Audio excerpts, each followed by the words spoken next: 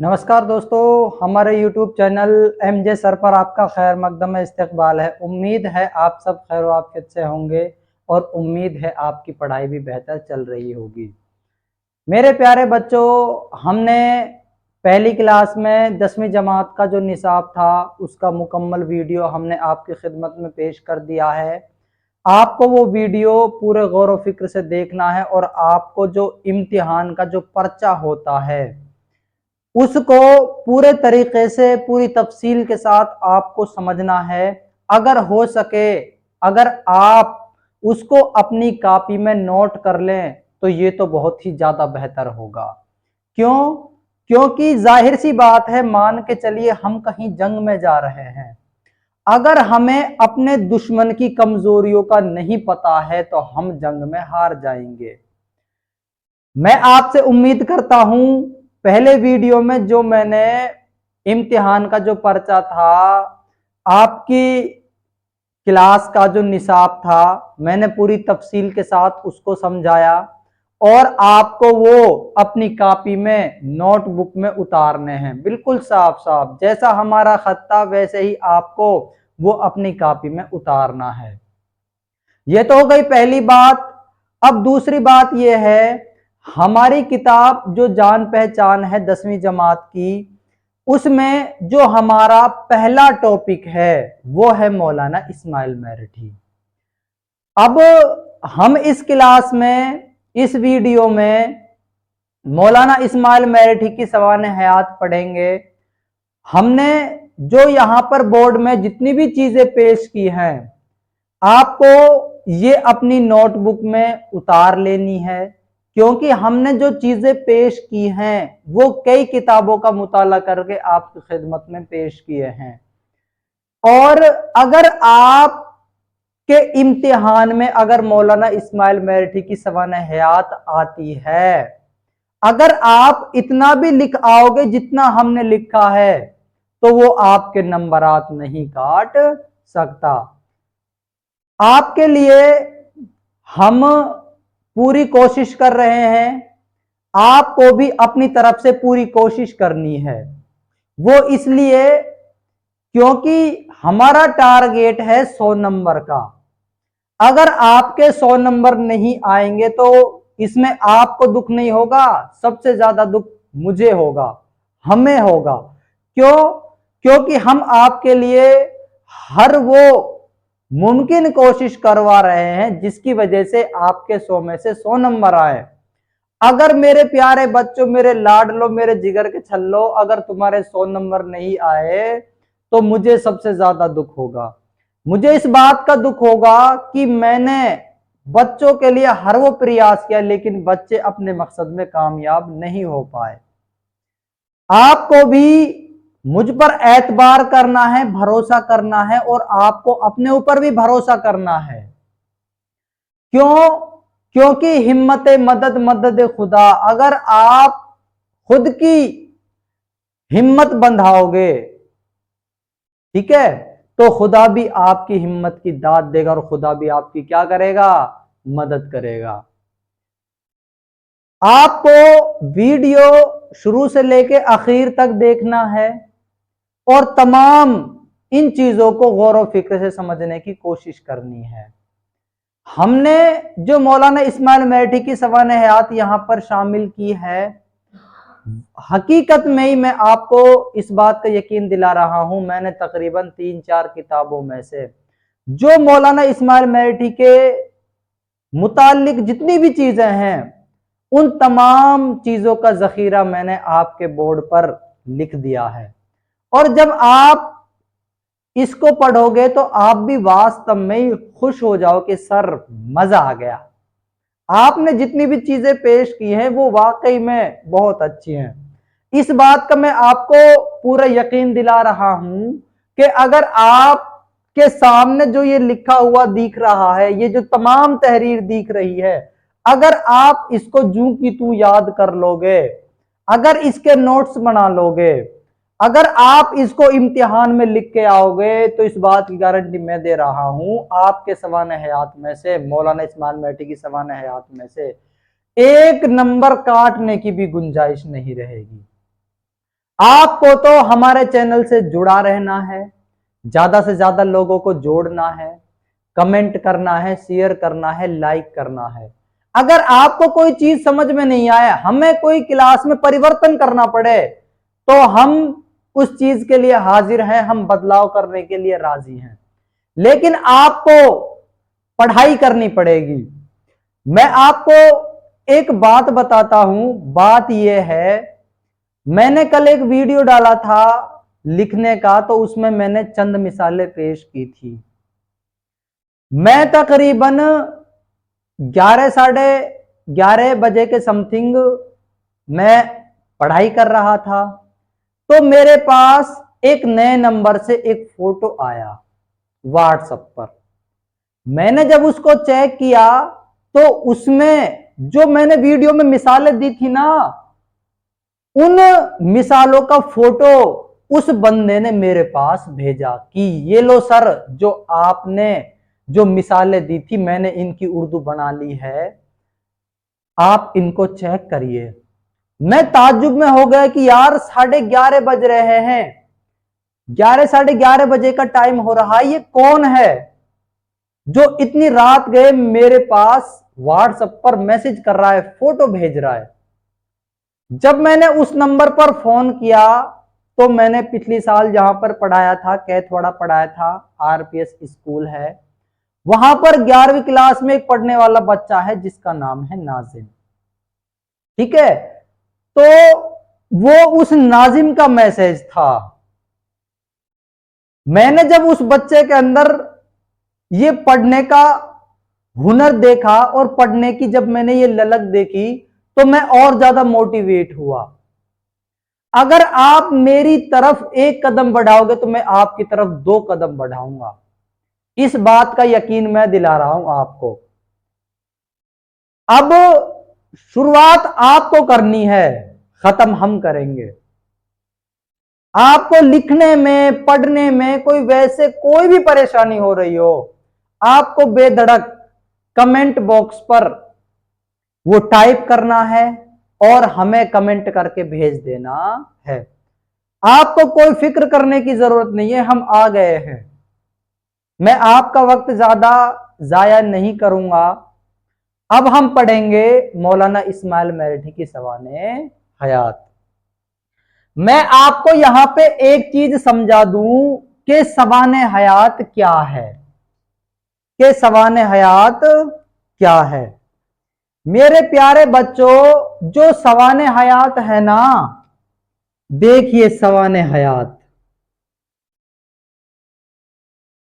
सवाने हयात, जो सवाने हयात का जो लफ्ज है, इसकी जगह पर एक और लफ्ज इस्तेमाल होता है, हालाते जिंदगी। हालाते जिंदगी।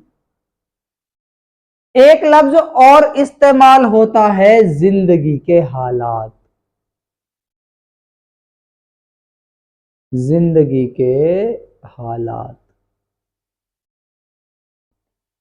ये लफ्ज इस्तेमाल होते हैं। और आपने कई बार सुना भी होगा, भाई फला मुसन्निफ की सवाने हयात लिखिए, फला शायर की सवाने हयात लिखिए, फला शायर के हालात जिंदगी के बारे में तहरीर करो। तो मैं आज आपको बताता हूं सवाने हयात, हालात जिंदगी और जिंदगी के हालात का क्या मायना होता है। सवाने हयात, हालात जिंदगी और जिंदगी के हालात, ये तमाम लफ्ज जो अल्फाज के जो ये मुरक्कब हैं, इनका मायना होता है जीवन परिचय। कोई भी जो मुसन्निफ होता है, कोई भी जो लेखक होता है, कोई भी जो राइटर होता है, कोई भी जो शायर होता है, कोई भी जो कवि होता है, उसकी जिंदगी के बारे में हालात लिखने होते हैं। इसे इंग्लिश में बायोग्राफी भी बोलते हैं। इसके अंदर आपको क्या क्या लिखना होता है सवाने हयात हालात जिंदगी के अंदर। इसमें कोई भी मुसन्निफ या शायर कहां पर पैदा हुआ है, कब पैदा हुआ, उसके वालिद का नाम क्या था, उसकी इब्तिदाई तालीम कहां पर हुई, उसकी आला तालीम कहां पर हुई, और उसने कहां कहां का सफर किया। अगर उसने मुलाजमत की है तो मुलाजमत के बारे में भी हम लिखेंगे, इस शख्स ने यहां पर मुलाजमत की थी। अगर उसकी किसी खास हुनर में दिलचस्पी है तो उसके बारे में भी हम लिख सकते हैं कि इस शख्स की इस हुनर में ज्यादा दिलचस्पी थी या इस फन में ज्यादा दिलचस्पी थी। और भाई जाहिर सी बात है, अगर वो मुसन्निफ या शायर है तो उसने कुछ ना कुछ तहरीर भी किया होगा, तो उसकी जो तमाम किताबें हैं उन किताबों का नाम भी लिखना होता है। और उसके जो लिखने का तरीका है वो भी हमें लिखना होता है कि हाँ भाई इसने अपनी जबान में कैसे अल्फाज का इस्तेमाल किया है, अपनी तहरीरों में सादा सली जबान का इस्तेमाल किया है या मुहावरों का इस्तेमाल किया है, या इनके वहाँ पे मंजर निगारी बहुत ज़्यादा है, छोटी छोटी बातों से बड़े बड़े नताइज पैदा करते हैं, और उनका कब इंतकाल हुआ। ये तमाम चीज़ें किस में होती हैं? सवाने हयात, हालात जिंदगी, जिंदगी के हालात में लिखी जाती हैं। मेरे प्यारे बच्चों, यहां पर एक चीज और इसमें जुड़ी हुई होती है, इसमें एक चीज और ये जुड़ी हुई होती है, तर्ज तहरीर। तर्ज तहरीर, ठीक है, या कलाम की खूबियां, कलाम की खूबियां, खूबियां, या लिखने का तरीका, लिखने का तरीका, लिखने का तरीका। तर्ज का मायना होता है तरीका और तहरीर का मतलब होता है लिखना, लिखने का तरीका। और कलाम की खूबियां, कलाम का मायना भी होता है लिखना ही। जैसे मान के चलिए मौलाना इस्माइल मेरठी ने हम्द लिखी है, वो उनका क्या है? कलाम, ठीक है, वो उनकी क्या है? तहरीर है। तर्ज का मायना होता है, तर्ज का मायना होता है तरीका और तहरीर का मायना होता है लिखना, लिखने का तरीका। कलाम की खूबियां भी कह सकते हैं हम, और लिखने का तरीका ये तो आपके समझ में आ ही जाएगा। मेरा कहने का मतलब ये है कि कोई भी जो मुसन्निफ है, कोई भी जो शायर है, उसने क्या लिखा है और किस अंदाज में लिखा है, ये जो तमाम चीजें होती हैं वो उसके तर्ज तहरीर, कलाम की खूबी और लिखने के तरीके में इस्तेमाल होती हैं। अब देखिए, अगर वो कहे सवाने हयात, हालात जिंदगी, जिंदगी के हालात, इसमें तो आपको उसकी सवाने हयात लिखनी होती है। ये तो हो गया पहला क्वेश्चन, ठीक है। अगर इसमें वो दूसरा क्वेश्चन ऐड कर दे कि उसके तर्ज तहरीर या कलाम की खूबियां या लिखने का तरीका भी बयान करो, तो सवाल तो है एक, ठीक है, और उसमें कितने सवाल पूछ लिए उसने? 2 सवाल पूछ लिए। जैसे मिसाल के तौर पे आपके इम्तिहान में आ जाएगा मौलाना इस्माइल मेरठी की सवाने हयात लिखो और उनकी तर्ज तहरीर भी बयान करो। मतलब सवाने हयात तो लिखनी ही है, साथ में उसकी जो तर्ज तहरीर है, जो लिखने का तरीका है, वो भी आपको बयान करना पड़ेगा, ठीक है। ये क्वेश्चन अलग अलग हैं पर हैं सवाने हयात के अंदर ही। ये जो चीज है ये सवाने हयात के अंदर ही होती है, लेकिन वो इम्तिहान बनाने वाले के ऊपर है कि वो हमसे दोनों चीज पूछना चाहता है या कोई एक चीज पूछना चाहता है। मैंने आपके सामने जाहिर कर दिया सवाने हयात क्या होती है और हालात जिंदगी क्या है, जिंदगी के हालात क्या हैं, तर्ज तहरीर, कलाम की खूबियां, लिखने का तरीका क्या है। उम्मीद है आपको समझ में आया होगा। आइए अब पढ़ते हैं अपन मौलाना इस्माइल मेरठी। मौलाना इस्माइल मेरठी, ठीक है। यहां पर जो ये इस्माइल है, ये यहां पर तखल्लुस है, ये यहां पर क्या है? तखल्लुस। अब आप कहोगे कि सर ये तखल्लुस क्या होता है? मेरे प्यारे बच्चों, तखल्लुस एक नाम होता है। तखल्लुस क्या होता है? एक नाम होता है, और नाम भी खास ही होता है। अब सर ये नाम तो हो गए, लेकिन ये नाम किस काम आता है?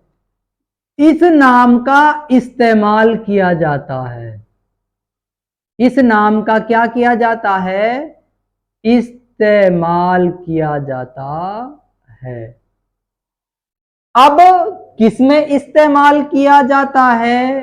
शायरी में। किसमें इस्तेमाल किया जाता है? शायरी में। उसे ही हम क्या कहते हैं? तखल्लुस कहते हैं। और तखल्लुस का जो निशान होता है वो ऐसा होता है, जिसके भी नाम के ऊपर ये अलामत आ जाए उसे तखल्लुस कहते हैं। और तखल्लुस हमेशा किन का होता है? शायरों का होता है। वो हमेशा क्या होगा? शायर होगा। ठीक है। मान के चलिए, मिसाल के तौर पे कोई पीले कपड़े पहनकर वहां से गुजर रहा है, आपके पास से गुजर रहा है, तो आप कहोगे कि ये बाबा जी है। ठीक है। तो ऐसे ही जिस भी नाम के ऊपर ये अलामत आ जाएगी तो वो समझ लो क्या है? शायर है, वो एक कवि होगा। ठीक है। वो कविता करने वाला एक शायर होगा। इसे तखल्लुस बोलते हैं। तखल्लुस क्या होता है? नाम होता है जिसे वो इस्तेमाल करता है। किस में इस्तेमाल करता है? शायरी में। उसे हम क्या कहते हैं? तखल्लुस कहते हैं। तो ऐसे ही मौलाना इस्माइल मेरठी एक शायर हैं, उन्होंने भी अपना तखल्लुस क्या रख लिया है? इस्माइल रख लिया है। देखिए, मौलाना इस्माइल मेरठी, हमने जो यहां पर जितनी भी चीजें शामिल की हैं, आप एक नोट डायरी बना लेवे और इनको उतार लेवे। ठीक है। क्यों? अगर आप इम्तिहान में इतना लिख के आओगे तो मैं आपको इस बात का यकीन दिलाता हूं, सामने वाला बंदा आपका एक भी नंबर नहीं काटेगा। जिस तरीके से हमने लिखा है, अगर आप इस तरीके से लिख भी आए ना, वो आपका एक भी नंबर नहीं काटेगा। इस बात की गारंटी मैं दे रहा हूं। आइए शुरू करते हैं। अगर मौलाना इस्माइल मेरठी का नाम पूछा जाए तो शेख मोहम्मद इस्माइल इनका नाम है। आमतौर पर इसे मौलाना इस्माइल मेरठी भी कहते हैं, इसमें कोई ज्यादा बड़ी बात नहीं है। चाहे आप शेख मोहम्मद इस्माइल कह लो या मौलाना इस्माइल मेरठी कह लो। ठीक है। इनका तखल्लुस क्या था? इस्माइल। मैंने आपको बता दिया तखल्लुस किसे कहते हैं। ठीक है। एक नाम होता है जिसे कोई शख्स इस्तेमाल करता है। किसमें इस्तेमाल करता है? शायरी में। शायरी का जो खास नाम होता है उसे हम क्या कहते हैं? तखल्लुस कहते हैं। आगे देखिए, मौलाना इस्माइल मेरठी की जो पैदाइश हुई थी 12 नवंबर सन 1844 ईस्वी को हुई थी। अगर आपसे पूछ ले कहां पर हुई थी, तो वो जगह है मेरठ। वो कौन सी जगह है? मेरठ। ठीक है। इस मेरठ से ताल्लुक जोड़ने के लिए इस्माइल मेरठी ने आपके नाम के पीछे क्या लगा लिया? मेरठी लगा लिया।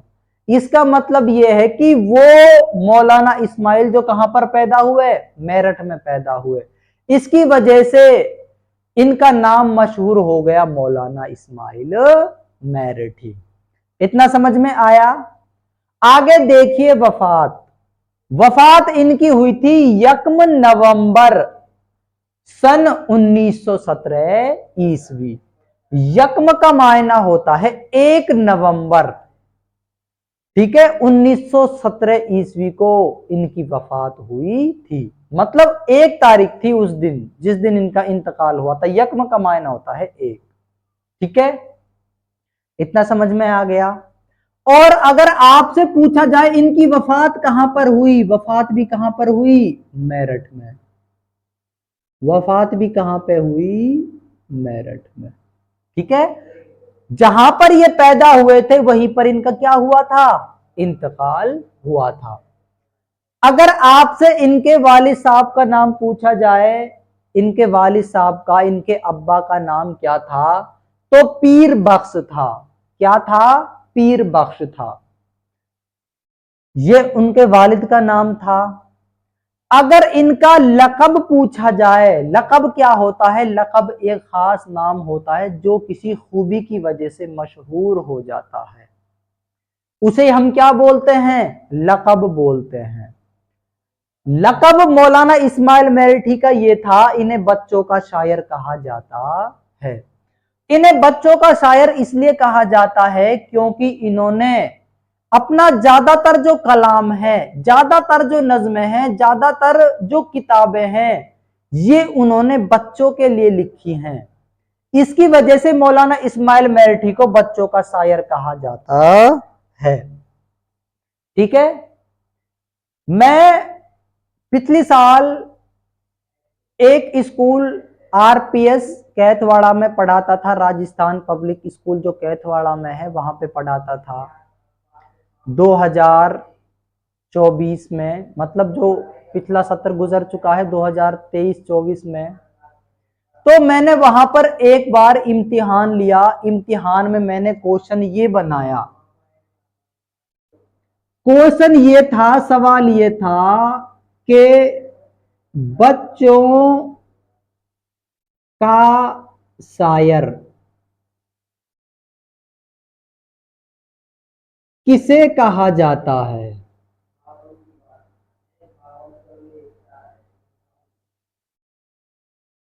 ठीक है। तो मैंने दे दिया सवाल इम्तिहान में। तो वहां पर एक बच्ची पढ़ती थी, उसने जवाब दिया कि बच्चों का शायर वो है जो बच्चों के ऊपर शायरी करता है। तो मैं मन ही मन हंसने लगा कि भाई इसका जवाब ये नहीं होगा कि हाँ भाई जो बच्चों के ऊपर शायरी करता है उसे बच्चों का शायर कहा जाता है। गलत बात।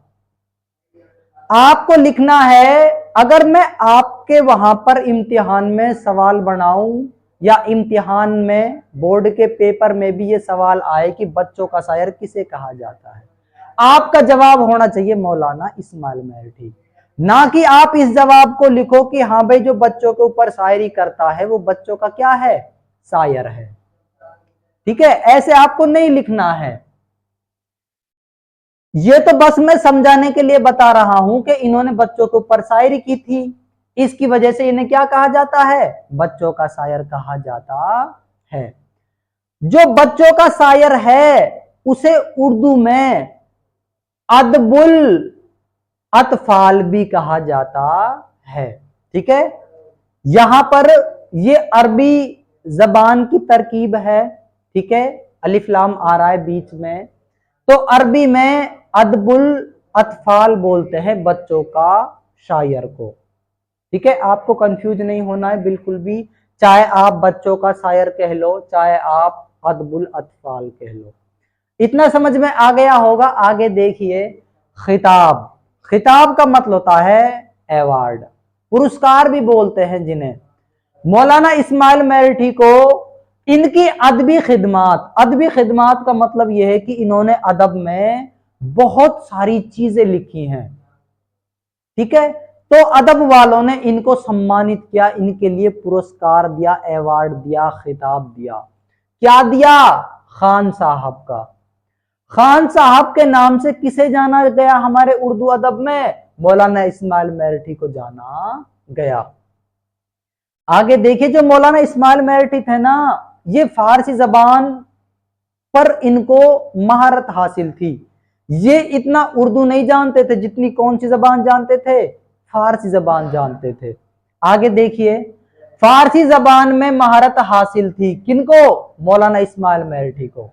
ठीक है, हम क्या पढ़ रहे हैं? उर्दू, लेकिन मौलाना इस्माइल मेरठी किस में महारत रखते थे?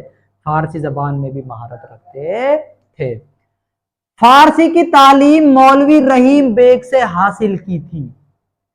अगर आपसे पूछा जाए मौलाना इस्माइल मेरठी ने फारसी की तालीम किस उस्ताद से हासिल की, तो उस उस्ताद का नाम मौलवी रहीम बेग था। ये जो सवाल है, जब हम टीचर का इम्तिहान देते हैं, फर्स्ट ग्रेड, सेकंड ग्रेड और थर्ड ग्रेड, तो वहां पर एक सवाल यह भी पूछा गया था कि जो मौलाना इस्माइल मेरठी है, उन्होंने जो फारसी पढ़ी वो कौन से उस्ताद से पढ़ी? तो आपका जवाब क्या होना चाहिए? मौलवी रहीम बेग से हासिल की थी। ठीक है, उम्मीद है इतना आपको समझ में आया होगा। ये ऐसे शायर हैं, कौन? मौलाना इस्माइल मेरठी, जिन्होंने इंजीनियरिंग की तालीम रुड़की से हासिल की थी। मौलाना इस्माइल मेरठी उर्दू अदब में एक ऐसे शायर हैं जिन्होंने इंजीनियरिंग की तालीम हासिल कर रखी थी, और इंजीनियरिंग की तालीम भी इन्होंने कहां पर हासिल की थी? रुड़की में। रुड़की एक जगह है, वहां से इन्होंने इंजीनियरिंग का डिप्लोमा लिया। मतलब आप समझ के देखिए, मौलाना इस्माइल मेरठी एक इंजीनियर भी थे। भाई जाहिर सी बात है, जो इंजीनियर है उसके लिए नौकरियों की कोई कमी है क्या? नहीं है। लेकिन इनको बच्चों से बहुत ज्यादा लगाव था, इसकी वजह से ये बच्चों के लिए हमेशा लिखते रहे। ठीक है, इन्होंने हालांकि इंजीनियरिंग कर रखी थी, लेकिन ये इंजीनियरिंग को ज्यादा तवज्जो नहीं देते थे। ये तो हमारे फूल जैसे जो बच्चे हैं ना, जैसे आप, उन पर ज्यादा ध्यान देते थे। तो इसीलिए मौलाना इस्माइल मेरठी एक ऐसे शायर हैं जिन्होंने इंजीनियरिंग भी कर रखी है। इसको आप नोट कर लेना कहीं पर, या अपनी कॉपी में भी नोट कर लेना। मैंने यहां से क्वेश्चन बनाता हूं, ठीक है, कि वो कौन सा शायर है, वो कौन सा शायर है जो एक इंजीनियर भी थे। ठीक है, तो आपका जवाब क्या होना चाहिए? वो शख्स कौन था? मौलाना इस्माइल मेरठी था। आगे देखिए, 16 साल की उम्र में, यानी सन 1860 ईस्वी में, महकमाए तालीम, महकमाए तालीम का मायना होता है एजुकेशन डिपार्टमेंट, शिक्षा विभाग के दफ्तर में मुलाजमत, मुलाजमत का मतलब होता है सरकारी नौकरी, इख्तियार की थी। इख्तियार का मायना होता है हासिल की थी। जो मौलाना इस्माइल मेरठी थे, पता है वो कितने होशियार थे? वो इतने होशियार थे कि 16 साल की उम्र में उन्होंने नौकरी हासिल कर ली। बताओ 16 साल की उम्र कितनी छोटी होती है। आप अपनी डीओबी के बारे में सोचो कि आपकी उम्र कितनी हो गई है, तो आपको पता लगेगा कि जो बच्चा 10वीं में है, आमतौर पर उसकी उम्र 15 या 16 साल की होती है आमतौर पर। हालांकि कुछ बच्चे ऐसे भी होंगे जिनकी 14 साल ही उम्र होगी, और कुछ बच्चे ऐसे भी होंगे जिनकी उम्र तकरीबन 20 साल की होगी। ठीक है, होते हैं ऐसे अपवाद, हर जगह होते हैं, कोई दिक्कत नहीं है। ठीक है, तो जो मौलाना इस्माइल मेरठी थे, उन्होंने 16 साल की उम्र में, मतलब बचपन में ही, कब? सन 1860 ईस्वी में महकमा तालीम, एजुकेशन डिपार्टमेंट के दफ्तर, ऑफिस में मुलाजमत इख्तियार की थी। उम्मीद है इतना समझ में आया होगा। और इनकी जो मुलाजमत थी वो कौन सी थी? मुलाजमत का आगाज क्लर्क की हैसियत से किया था। इन्होंने जब अपनी नौकरी की शुरुआत की तो ये क्लर्क थे सबसे पहले। ठीक है, महकमा तालीम में जब इनकी मुलाजमत, जब इनकी तैनाती हुई, ठीक है, जब इनकी ज्वाइनिंग हुई, तो उस समय ये क्लर्क थे। क्लर्क की हैसियत से महकमा तालीम में ये अपनी नौकरी की शुरुआत करने लगे।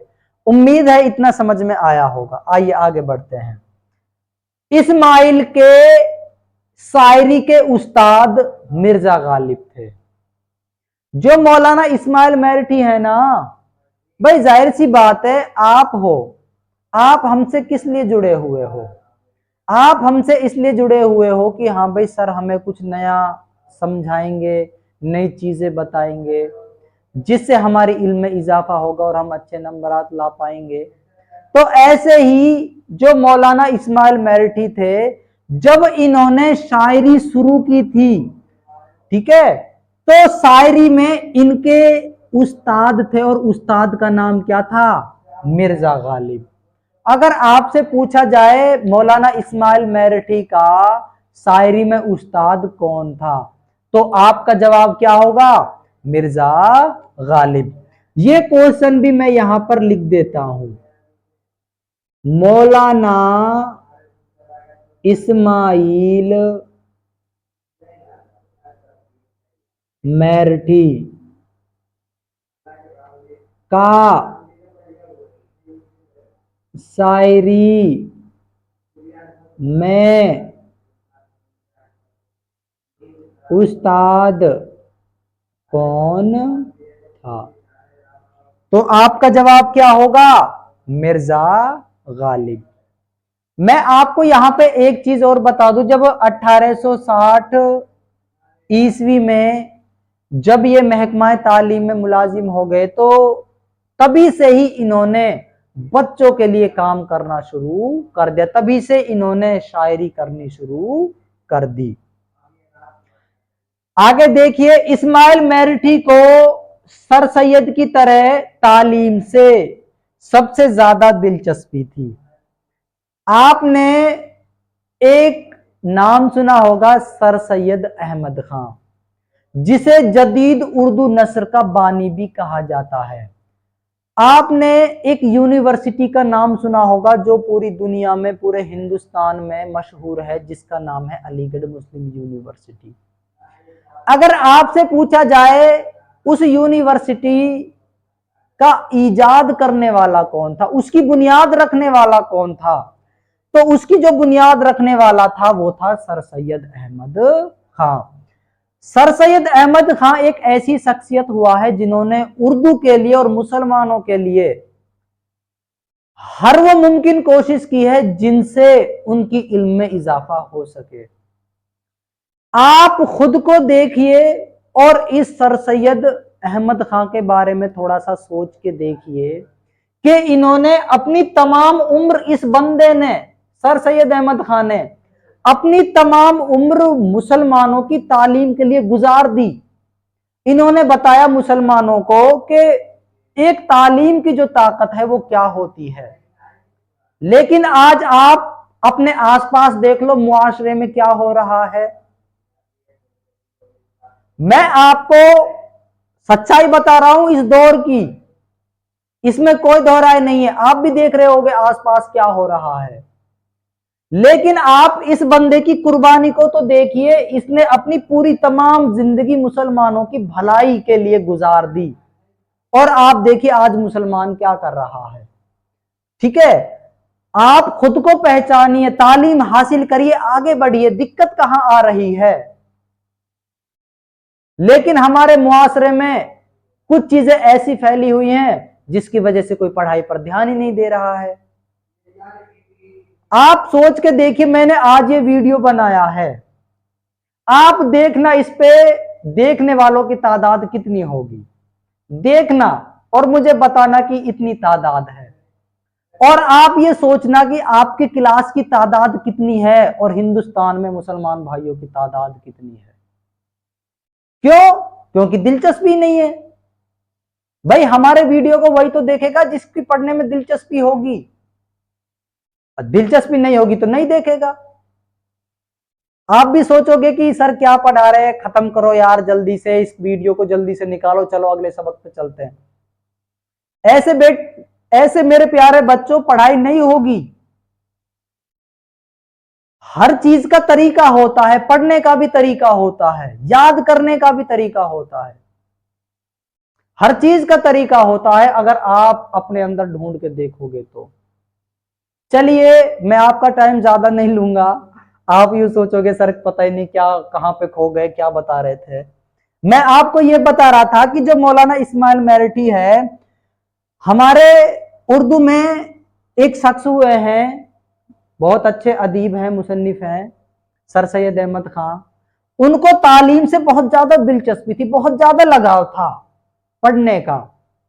जो मौलाना इस्माइल महठी थे, इन्हें भी पढ़ने का बहुत ज्यादा लगाव था, इस बंदे की तरह ही, सर सैयद अहमद खान की तरह ही। उम्मीद है इतना समझ में आया होगा। आगे देखिए, अंग्रेजी नज्मों का उर्दू में तर्जुमा सबसे पहले इस्माइल महठी ने किया था। ठीक है, जो अंग्रेजी अदब है वो बहुत ही बड़ा है, इंग्लिश लिटरेचर बोलते हैं जिसे, इंग्लिश लिटरेचर बहुत ही बड़ा है। तो जो मौलाना इस्माइल महठी थे, इन्होंने इंजीनियरिंग की तालीम हासिल कर ही रखी थी। भाई जाहिर सी बात है, इंजीनियरिंग इंग्लिश में होती है, तो इनको इंग्लिश से ज्यादा लगाव था मौलाना इस्माइल महठी को। तो इन्होंने जब अंग्रेजी पढ़ी तो इनको कई चीजें मजेदार लगी, बहुत सारी जो कविताएं थी इंग्लिश में, जो पोएट्रिया थी, वो इन्हें अच्छी लगी। तो इन्होंने सोचा कि अगर मैं इनका तर्जुमा, अगर मैं इनका अनुवाद, अगर मैं इनका ट्रांसलेशन अगर उर्दू में कर दूं, तो जो प्यारे बच्चे हैं वो भी इस चीज को पढ़ सकें। मेरी नस्ल के बच्चे, मेरी कौम के बच्चे इन चीजों को पढ़ेंगे तो आगे बढ़ेंगे। तो इन्होंने अंग्रेजी नज्मों का उर्दू में तर्जुमा किया। तर्जुमा का मायना होता है ट्रांसलेशन, मतलब इंग्लिश से उर्दू में इन्होंने ट्रांसलेशन किया कविताओं का, ठीक है, नज्मों का। और ऐसा करने वाले सबसे पहले इस्माइल महठी ने किया था कि मौलाना इस्माइल महठी हमारे उर्दू अदब में, हमारी उर्दू जबान में वो पहले शायर हैं जिन्होंने अंग्रेजी की नज्मों का उर्दू में तर्जुमा किया। ये इनका सबसे बड़ा कारनामा है। किनका? मौलाना इस्माइल महठी का। यहां से एक क्वेश्चन बनता है, एक सवाल बनता है। सवाल ये बनता है, उर्दू में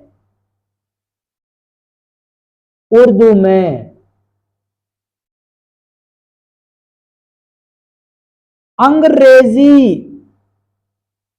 जबान की नज्मों का तर्जुमा, तर्जुमा का मायना होता है अनुवाद, तर्जुमा किसने किया था? तो आपका जवाब क्या होगा? मौलाना इस्माइल महठी। आगे देखिए, उम्मीद है इतना आपके समझ में आ गया होगा। इस्माइल महठी का नाम जदीद उर्दू शायरी के तारीख में मोहम्मद हुसैन आजाद और अल्ताफ हुसैन हाली के साथ आता है। इस्माइल महठी का नाम, ठीक है, मौलाना इस्माइल महठी अपने आप में बहुत बड़ी हस्ती थे, बहुत मशहूर शख्स थे और बहुत बड़े शायर थे। तो जदीद उर्दू शायरी की तारीख में, जदीद उर्दू शायरी, जदीद का मतलब होता है नया, उर्दू शायरी, उर्दू में जो शायरी है, नए दौर की जो शायरी है, ठीक है। इस बात को थोड़ा सा समझिए, हमारी जो उर्दू लैंग्वेज है ना, उसमें पुरानी चीजें बहुत ज्यादा हैं। आज भी अगर देखा जाए तो सभी जबानें, हिंदी है, इंग्लिश है, संस्कृत है, ये जो जबानें हैं, ये जबानें अपने दौर के मुताबिक अपने अंदर बदलाव कर लेती हैं। मिसाल के तौर पे आप अपना आधार कार्ड देखो, आपका चेहरा ऐसा होगा जैसे पहले तो आपको पीटा गया हो, फिर आपसे कहा हो कि चल तेरा फोटो खींचेगा, और हमें क्या पता था आधार कार्ड बनेगा। अगर आधार कार्ड बनते तो इधर हाथ फेर के और फेयर एंड लवली लगा के और खुशबू का तेल लगा के तब जाते फोटो खिंचवाने। हमें क्या पता था आधार कार्ड बनने वाला है। हम तो गए, हाँ भाई बेटा कुर्सी पे बैठ जा, आगे देख, आगे कैमरे की तरफ, तभी कैमरे में फोटो कैद हो गया। आप देखना एक बार अपने आधार कार्ड को, आपका फोटो है कैसा, आज का जैसा है या बचपन का है, ठीक है। तो मैंने ये मिसाल इसलिए पेश की है कि आपका चेहरा बचपन में कैसा था और अब कैसा है, जमीन आसमान का फर्क है। तो ऐसे ही बेटाओ अब यह लाइन समझो, जदीद उर्दू शायरी। जदीद उर्दू शायरी का मतलब यह है, जदीद का मतलब होता है नया। अपनी जो उर्दू अदब है ना, अपने उर्दू में जो शायरी होती है उसमें पुरानी चीजों के जो मौजू थे उन पर ज्यादा शायरी की जाती थी। लेकिन जैसे जैसे दौर बदलता गया हमारी उर्दू नहीं बदली बिल्कुल भी, इसमें नई चीजें शामिल ही नहीं हुई। भाई जाहिर सी बात है, हर दौर की जरूरत अलग अलग होती है। अगर कोरोना वायरस नहीं आता तो हम एक दूसरे से अलग नहीं होते। इस चीज को आप आज भी अपने मुआशरे में देख सकते हो कि कोरोना वायरस लॉकडाउन के बाद इंसान अकेला रहना पसंद करता है। ये देखना, आप कभी भी गौर करके देखना इस बात को। और तो जहां तहां कोरोना वायरस के वक्त में ऐसा भी वक्त आया कि जो दावत के जो शादी के कार्ड हुआ करते थे ना, वो भी व्हाट्सएप पर जाने लगे। हमारे पास भी शादी के कई कार्ड आए, हमने भी अपना फोटो खींचकर व्हाट्सएप पर डाल दिया, ये लो मैं शादी में आ गया। भाई जाहिर सी बात है, हर दौर की जरूरत अलग अलग है। तो ऐसे ही उर्दू अदब में जो पहले शायरी होती थी वो पुरानी चीजों पर ज्यादा होती थी, उसमें नई चीज तो कुछ थी ही नहीं। जब इस चीज को बड़े बड़े शायरों ने महसूस किया, जैसे अपने मौलाना इस्माइल मेरठी हैं, मोहम्मद हुसैन आजाद हैं और मौलाना अल्ताफ हुसैन हाली हैं, जब इन बंदों ने इस चीज को महसूस किया तो इन्होंने उर्दू अदब में नए अंदाज की शायरी करना शुरू कर दी। उसे क्या कहा जाता है? जदीद उर्दू शायरी। जदीद उर्दू शायरी में एक तो मोहम्मद हुसैन आजाद और अल्ताफ हुसैन हाली, इन दोनों का नाम सबसे अव्वल नंबर पर आता है, सबसे पहले आता है जदीद उर्दू शायरी में। तो उसी सत्र में जो अपने मौलाना इस्माइल मेरठी हैं, इनका भी नाम आता है। ठीक है, तभी तो यहां पर ये लिखा है हमने कि जदीद उर्दू शायरी में मौलाना इस्माइल मेरठी का भी सबसे बड़ा हाथ रहा है। ठीक है, उम्मीद है आपके समझ में आया होगा। मोहम्मद हुसैन आजाद और अल्ताफ हुसैन हाली ये कौन है? ये भी जदीद उर्दू शायरी के दौर के सबसे अहम शायर रहे हैं। यहां पर एक छोटी सी चीज मैं आपको बताना चाह रहा हूं मेरे प्यारे बच्चों, ये तखल्लुस की अलामत ये होती है।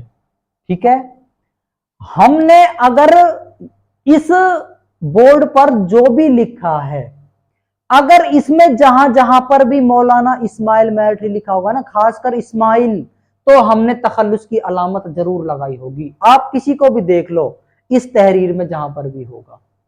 और जो शायर होगा, जैसे मोहम्मद हुसैन आजाद है, इसके ऊपर तखल्लुस की अलामत लगा दी। अल्ताफ हुसैन हाली है, इसके ऊपर तखल्लुस की अलामत लगा दी। हालांकि मैं इसको नहीं भी लगाता, लेकिन मैं इसे लगाना जरूरी समझता हूं, क्योंकि जो मोहम्मद हुसैन आजाद हैं उनका तखल्लुस क्या था? आजाद। और जो अल्ताफ हुसैन थे उनका तखल्लुस क्या था? हाली। तो इसकी वजह से मैं ये अलामत लगाना जरूरी समझता हूं। मैं आपको भी ये हिदायत कर रहा हूं कि अगर आपको कोई भी शायर है, ठीक है, अगर आप उसकी सवाने हयात लिख रहे हो या उसके बारे में कुछ लिख रहे हो, तो जो उसका तखल्लुस है ना, उसके ऊपर तखल्लुस की अलामत जरूर लगानी है, ये निशान जरूर लगाना है। ठीक है, आप नहीं लगाओ कोई दिक्कत नहीं है, आप नहाओ नहीं कोई दिक्कत नहीं है। कितनी जल्दी से कहोगे सर अगर हम नहीं नहाएंगे तो कैसे पार पड़ेगी? तो ऐसे ही मेरे प्यारे बच्चों, अगर आप तखल्लुस की अलामत नहीं लगाओगे तो कैसे पार पड़ेगी मेरे प्यारे बच्चों, मेरे जिगर के छल्लो, मेरे जिगर के टुकड़ो। मेरा कहने का मतलब यह है कि मैंने भी तो लगाया है, मैंने भी तो ये चीजें लिखी हैं। तो आप भी जब किसी शायर की सवाने हयात या उसके बारे में कुछ लिख रहे हो, जो उसका तखल्लुस है उसको भी लिखें और तखल्लुस का निशान भी जरूर लगावें। ठीक है, इससे आपको ही बेनिफिट होगा, आपको ही फायदा होगा, मेरा कुछ फायदा नहीं है। अगर आप किसी को अपनी कॉपी दिखाओगे तो सामने वाले बंदे के ऊपर इस चीज का असर होगा कि हाँ भाई कितनी बारीकी से और कितना साफ सुथरा आपने लिखा है। ठीक है, आगे आपकी मर्जी है, बताना मेरा फर्ज था।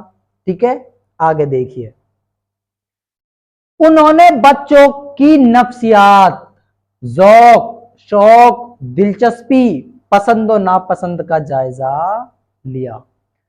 जो मौलाना इस्माइल मेरठी थे ना, उन्हें बच्चों से बेहद लगाव था।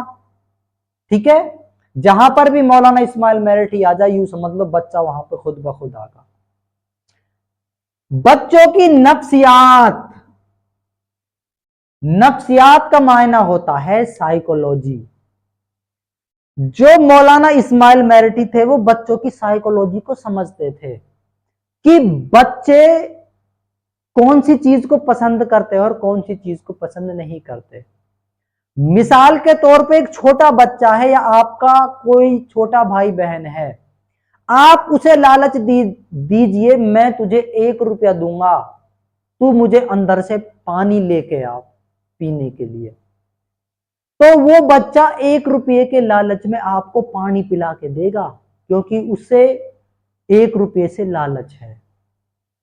तो ऐसे ही जो मौलाना इस्माइल मेरठी थे, ये इस बात को समझ जाते थे कि बच्चे की जरूरत क्या है और उसके सामने कैसे पेश करना है जिससे वो हमारी बात को माने और उसके ऊपर बात का भी असर हो। ठीक है, बच्चों की नफ्सियात, साइकोलॉजी, मनोविज्ञान, बच्चों की भावनाओं को समझते थे। ज़ौक शौक, ज़ौक शौक एक दूसरे के मुतरादिफ हैं, पर्यायवाची हैं। ज़ौक का मतलब होता है शौक और शौक का मतलब होता है ज़ौक। मतलब बच्चों के क्या क्या शौक हैं। दिलचस्पी, बच्चे किस काम में ज्यादा दिलचस्पी लेते हैं। आप बच्चे को पढ़ने के लिए बिठा दीजिए, वो मन मार के पढ़ेगा। आप बच्चे से कहो चलो आओ खेलते हैं, वो तुरंत कॉपी किताब को साइड में रखेगा और चलो खेलते हैं, कालिया आजा मैदान में। ठीक है, तो बच्चों की दिलचस्पी, पसंद और नापसंद का जायजा लिया। जायजा का मतलब होता है जांच पड़ताल या जांच। इन्होंने बच्चों के ऊपर बहुत ही बारीक बारीक जो चीजें थी ना, उन सभी चीजों का मुताला कर रखा था कि बच्चे किस चीज से खुश रहते हैं। इन तमाम चीजों को उन्होंने जांचा और परखा। इन्हीं तजुर्बात की मदद से उन्होंने बच्चों के लिए नज़में लिखी और उर्दू की दरसे किताबें तैयार की। जो मौलाना इस्माइल मेरठी थे, उन्हें इस बात का तजुर्बा हो चुका था कि बच्चे को कैसे लाइन में लाना है, बच्चे से कैसे काम निकलवाना है। तजुर्बात, तजुर्बा की जमा है, तजुर्बा का मतलब होता है एक्सपीरियंस या अनुभव। मौलाना इस्माइल मेरठी को इतना अनुभव हो गया कि अपने अनुभव की मदद से उन्होंने बच्चों के लिए नज़में, इन्होंने बच्चों के लिए छोटी छोटी नज़में लिख दी, बच्चों के लिए छोटी छोटी शायरी लिख दी, लिखी और उर्दू की दरसी किताबें तैयार की। और इन्होंने बच्चों के लिए दरसी किताबें का मतलब था ऐसी किताबें तैयार की जिनसे बच्चों को कुछ ना कुछ दरस मिलता हो। हम बच्चों को कोई कहानी सुनाते हैं, बच्चा बड़े चाव के साथ सुनता है, और पता है जब हम कहानी को खत्म करते हैं तो हम बच्चे से कहते हैं बताओ तुमने क्या सीखा। जब बच्चा नहीं बता पाता तो हम बताते हैं कि प्यारे बच्चे, हमने इस चीज से ये चीज सीखी, हमें ऐसा नहीं करना चाहिए। दरसी किताबें तैयार की, इसका मतलब यह है कि उन्होंने ऐसी तैयार किताबें की जिनसे बच्चों की अक्ल फहम में कुछ सुधार आए। ठीक है, कुछ बदलाव आए।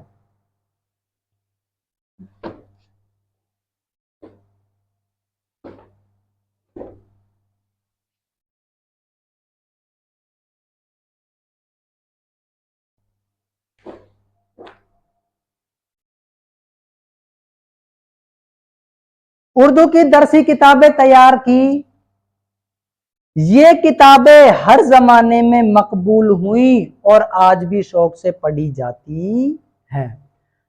मौलाना इस्माइल मेरठी ने जितनी भी किताबें लिखी थी वो हर जमाने में, हर दौर में मकबूल हुई। मकबूल का मायने होता है मशहूर हुई थी, प्रसिद्ध हुई थी और आज भी शौक से पढ़ी जाती हैं।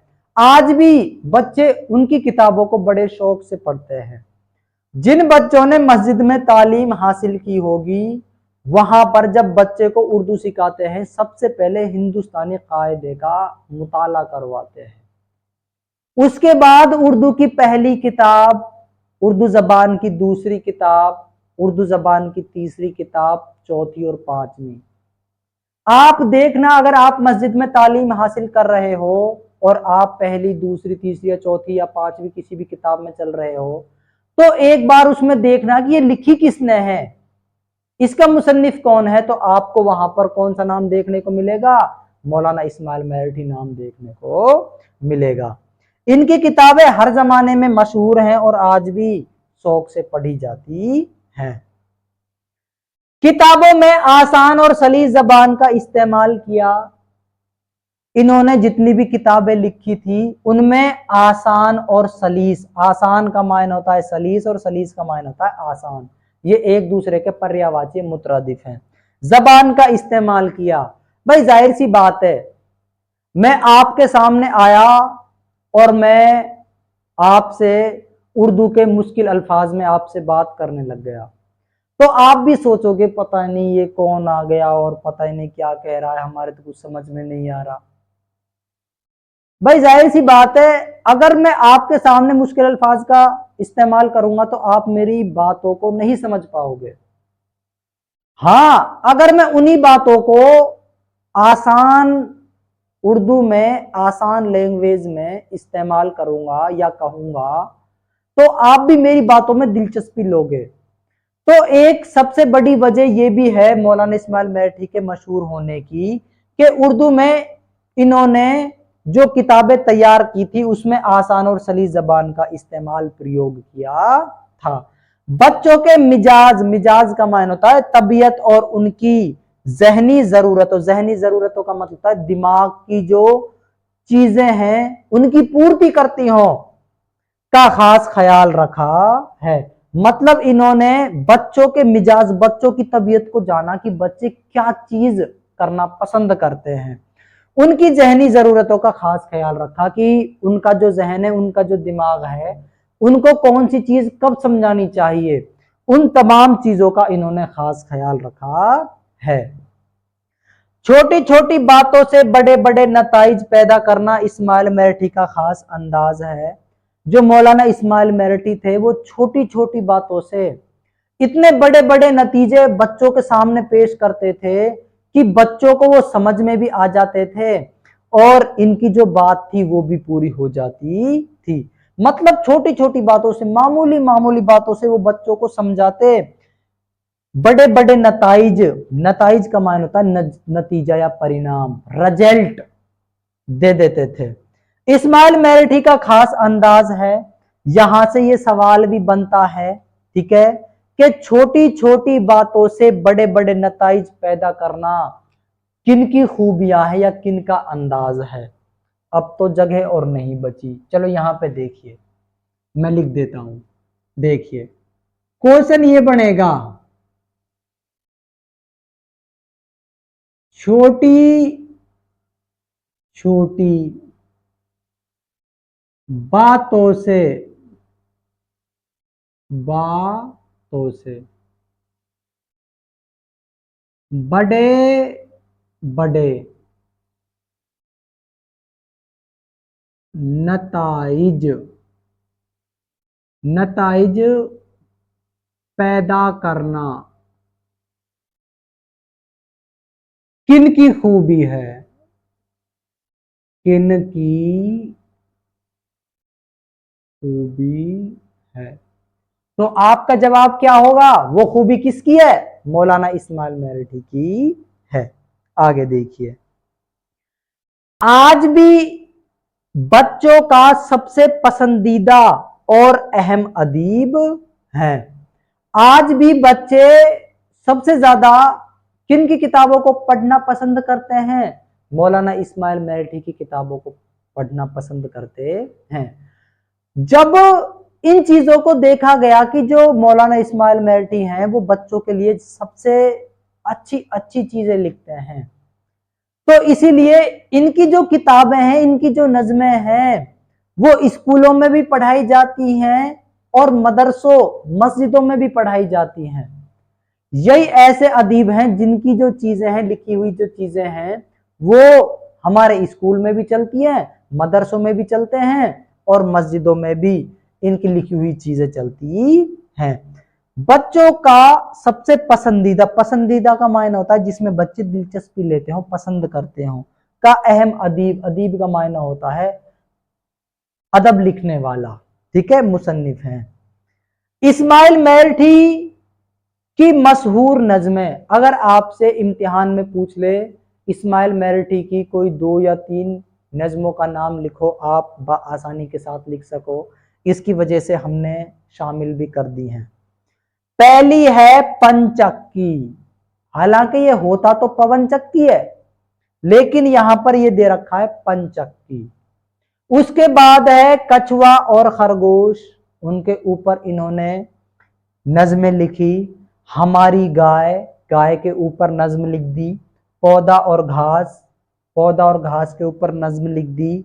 एक वक्त में एक काम, ये भी इनकी मशहूर नज़्म है, और वगैरह वगैरह बहुत सारी नज़में इन्होंने तहरीर फरमाई हैं। और सबसे आखिर में जो ये रह गया है, इस्माइल मेरठी ने उर्दू में 88 तो गजलें लिखी हैं और 19 कसाइद लिखे हैं। कसाइद कसीदा की जमा है, कसीदा। अब सर कसीदा क्या है? कसीदा एक सिंफ होती है, लिखने का एक तरीका होता है जिसमें किसी शख्स की तारीफ और तौसीफ की जाती है, उसे कसीदा कहा जाता है। ठीक है, आपको तो सिर्फ इतना ध्यान रखना है, 88 तो आपने गजलें लिखी हैं और 19 कसाइद लिखे हैं। ठीक है, उम्मीद है आपको मौलाना इस्माइल मेरठी की सवानहयात समझ में आई होगी। हालांकि अगर वीडियो तवील भी बन जाए तो फिर भी आपको घबराना नहीं है। जब हम इतनी मेहनत कर रहे हैं तो आपको पढ़ने में क्या परेशानी हो रही है? जब हम इतनी मेहनत कर रहे हैं, आप पढ़िए। अगर आपको और कम लग रहा है तो बताइए कमेंट करके, सर आपने और थोड़ा लिखा है, और ज्यादा लिखो। आप जैसा हमें मोटिवेशन दोगे ना, हम उतना बेहतर आपके सामने पेश करेंगे। उम्मीद है आपको ये समझ में आया होगा। ठीक है, ये मौलाना इस्माइल मेरठी की सवानहयात थी, और जो हमने नीचे के हिस्से में पढ़ा ये उनकी तर्ज तहरीर कलाम की खूबियां हैं, और जो ऊपर पढ़ा है ये हमने इनके हालात ज़िंदगी के बारे में पढ़ा था। आप हमसे जुड़े रहिए, हमारे YouTube चैनल MJ सर का सपोर्ट करते रहिए, ज़्यादा से ज़्यादा लोगों को शेयर कीजिए, और ऐसे बच्चों को ज़रूर शेयर कीजिए जिनकी स्कूल में उर्दू ज़बान के उस्ताद नहीं है। मिलते हैं अगले वीडियो में। आपकी समातों का शुक्रिया।